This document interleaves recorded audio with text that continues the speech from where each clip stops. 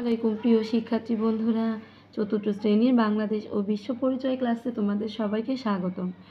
শিক্ষার্থী বন্ধুরা, এর আগের ভিডিওতে আমি তোমাদের অধ্যায় 3-এর যে সংক্ষিপ্ত আর বর্ণনামূলক প্রশ্নগুলো রয়েছে এগুলো সমাধান করে দিয়েছি।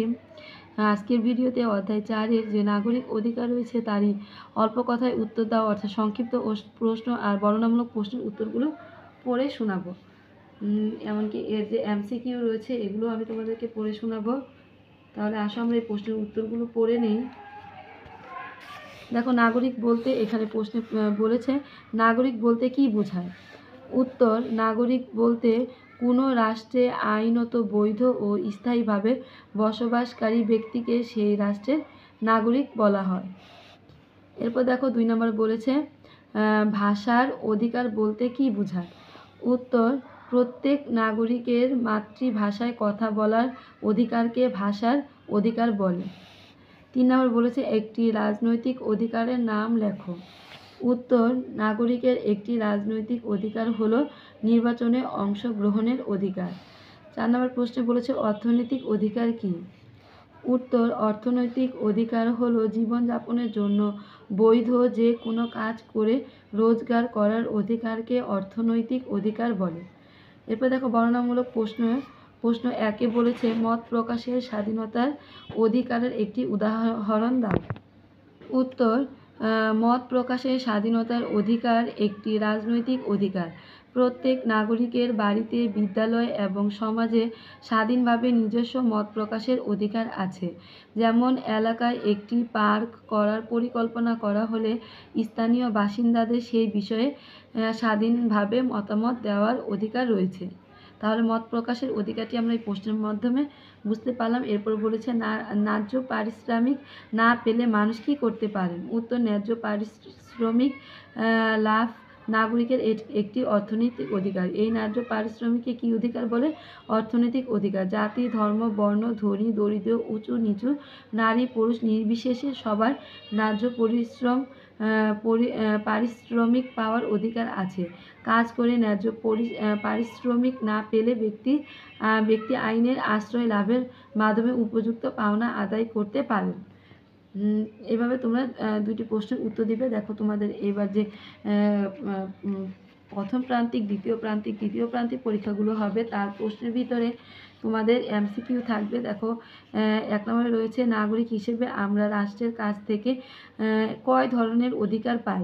এটার উত্তর হবে খ 3 ধরনের। এরপরে দেখো নাগরিকদের বিভিন্ন অধিকারের পূরণের দায়িত্ব কার। নাগরিকদের বিভিন্ন অধিকার পূরণের দায়িত্ব হলো, এটার উত্তর হবে খ রাষ্ট্রের।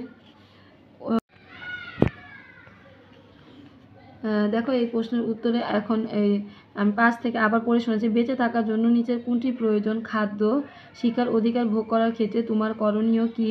নিয়মিত পড়াশোনা করা, স্কুলে যাওয়া। শিক্ষার অধিকার নাগরিকের কোন ধরনের অধিকার? সামাজিক। রাষ্ট্রের উন্নয়নের জন্য প্রত্যেক নাগরিকের কী গ্রহণ করা প্রয়োজন? শিক্ষা।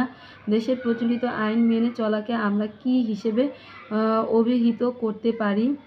8 নম্বরের উত্তর হবে ক দায়িত্ব হিসেবে। 9 বলেছে রাফসানের বয়স 24 বছর। তিনি এমপি নির্বাচনে অংশগ্রহণ করার জন্য মনোনয়নপত্র কিনলেন, কিন্তু নির্বাচন কমিশন তার মনোনয়নপত্র বাতিল করলো, এর কারণ কি? এই 9 নম্বরের উত্তরটি হবে কি বয়স কম হওয়ায়। এরপরে 10 নম্বর বলছে একজন নাগরিকের কমপক্ষে কত বছর বয়স হলে ভোট দেওয়ার অধিকার জন্মে। এই 10 নম্বর প্রশ্নের উত্তর হবে 18 বছর। ক্লাস ক্যাপ্টেন নির্বাচনে শ্রেণী শিক্ষক তোমাদের কোন মতামত গ্রহণ করলেন না, এক্ষেত্রে তোমরা কি দাবি জানাবে? 11 নম্বরের উত্তরটি হবে গ মত প্রকাশের অধিকার প্রদানের। দেখো 12তে বলেছে বিদেশে অবস্থানকালে কোনো নাগরিক সমস্যায় পড়লে কার কাছে সাহায্য চাইবে। এই 12 নম্বরের প্রশ্নের উত্তরটি হবে ক সরকারের কাছে। 13 নম্বর বলছে শফিক সাহেব বাংলাদেশের পাসপোর্ট ব্যবহার করে জাপানে বেড়াতে গিয়েছেন, তিনি বাংলাদেশের কি হিসেবে বিবেচিত হবেন? 13 নম্বরটি হবে কি নাগরিক হিসেবে। 14 নম্বর বলেছে এক নাগারে কাজ করার ফলে ইদানিং কায়সার সাহেব অফিসের কাজে প্রায়শই ভুল করেছেন, কি কারণে তার এই সমস্যা হচ্ছে? 14 নম্বরের উত্তরটি হবে কি অবকাশ ছুটি না পাওয়ার কারণে।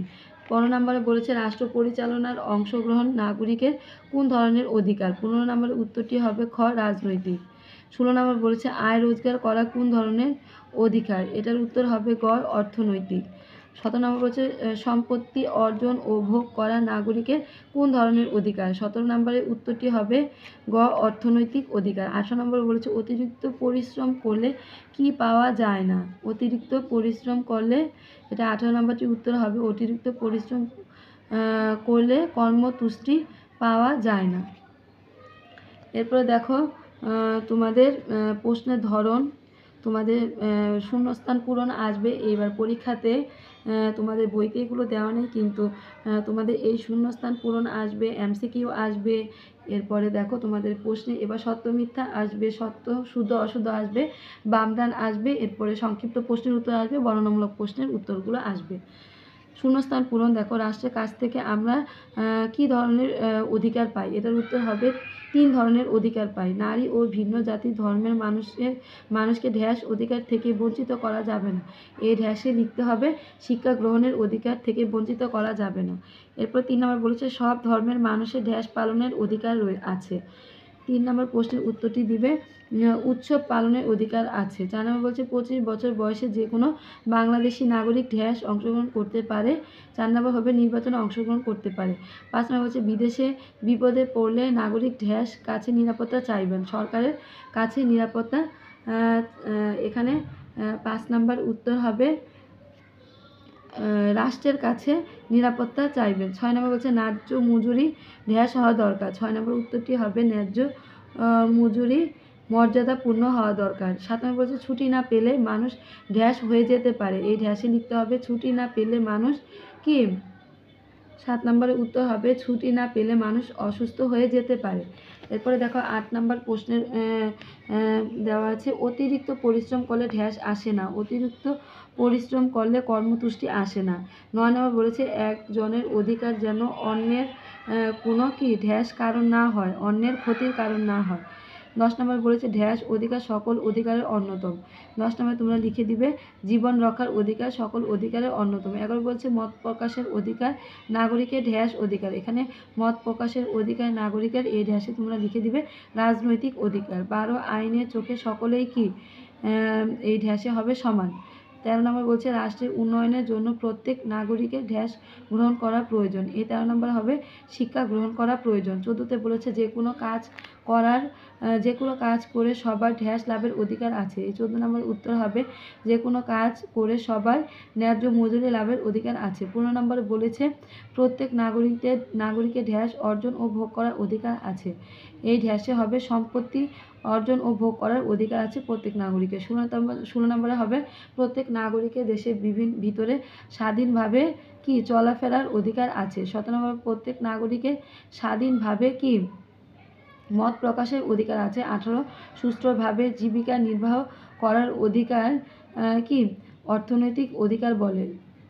এই অধিকারকে কি বলে? অর্থনৈতিক অধিকার বলে। ১৯ নাম্বার সবারই কমপক্ষে ঢ্যাস ছুটি পাওয়ার অধিকার আছে, অবকাশ ছুটি পাওয়ার অধিকার রয়েছে। এরপরে দেখো প্রশ্নের ধরন শুদ্ধ আর অশুদ্ধ নির্ণয় করে লেখো। এই যে প্রশ্নের উত্তরগুলো রয়েছে এগুলো শুদ্ধ ও অশুদ্ধ তোমরা নির্ণয় করে পড়ে নিবে। দেখো রাষ্ট্রের কাছ থেকে আমরা কোন অধিকার পাই না, কোনো অধিকার পাই না, এটা অশুদ্ধ। আমরা অধিকার পাই, এটা ভুল কথা, অশুদ্ধ লিখে দিবে। বেঁচে থাকার জন্য খাদ্য, বস্ত্র, বাসস্থান, চিকিৎসা ইত্যাদি সহ জীবনের নিরাপত্তার প্রয়োজন। এই ২ নম্বরে হবে শুদ্ধ। ৩ নম্বর হচ্ছে আমরা অন্য ধর্মের মানুষকে তাদের উৎসব পালনে বাধা দেব, এটা মিথ্যা অন্যায় কাজ, এটা হবে অশুদ্ধ। ৪ নম্বর হচ্ছে নিজের মাতৃভাষার কথা বলা নাগরিকের অর্থনৈতিক অধিকার।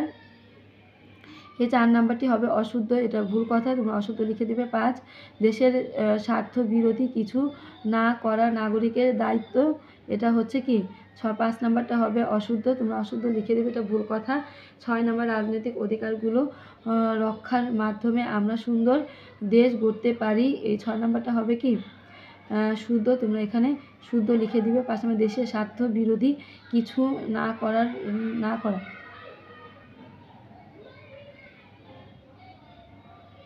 এই 5 নাম্বারটা হবে শুদ্ধ, 6 নাম্বারটা হবে কি শুদ্ধ। 7 নাম্বার বাংলাদেশে 25 বছর না হলে কেউ ভোট দিতে পারে না, এই 7 নাম্বারটা হবে কি অশুদ্ধ। 8 নাম্বারটা বলেছে আইনের চোখে সবার সমান অধিকার আছে, 8 নাম্বারটা হবে শুদ্ধ। 10 ব্যক্তি স্বাধীনতার নামে অন্যের ক্ষতি করা যাবে না, এটাও হবে শুদ্ধ।